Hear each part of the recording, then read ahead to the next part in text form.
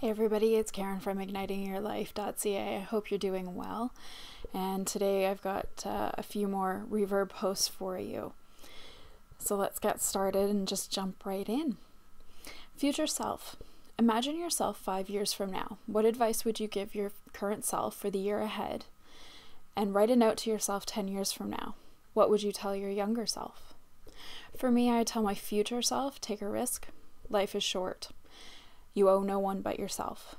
And the reason I say that is those of you who have been following along know that my mom is sick and I'm just not a big risk taker. I don't feel that that's who I am and what I should do, but in all honesty, now is the time to take that risk.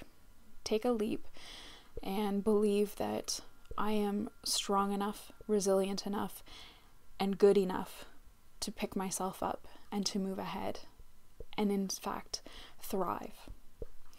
And although I haven't written a note to my younger self, the advice that I would give myself 10 years ago is stop worrying about what others think.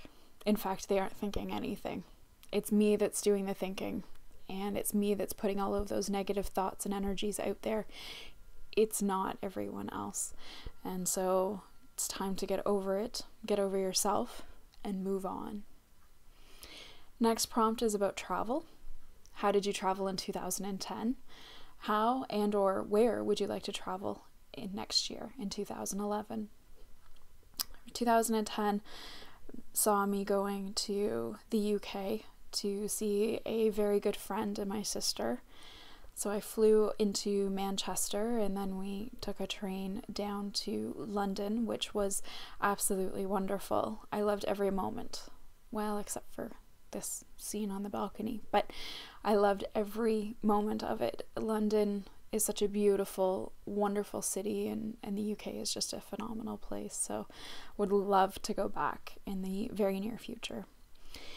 In 2011, I'll be traveling to Portland, Oregon for the World Domination Summit by Chris Guillebeau. And there'll be a side trip to San Francisco, which I am so looking forward to. I think it's going to be a phenomenal trip and so much fun. I'm super excited for it. And so the next and last prompt for this video is new name. Let's meet again for the first time. If you could introduce yourself to strangers by another name just for one day, what would it be and why? I like Veronica. You know, it kind of reminds me of Betty and Veronica, and that's the image I actually have in my head of who Veronica is. I feel like that name has the confidence, sensuality, and command of herself that Karen does not. I feel like Veronica is a woman who stands up tall and is confident and self-assured, and yet I don't feel that Karen is most of the time. So if I could introduce myself as someone else, I would be Veronica. It's Karen from ignitingyourlife.ca. Stop by, check me out. Pretty soon we're going to get back into a regular posting schedule, and if you haven't been to Reverb10.com, you should go. Take care.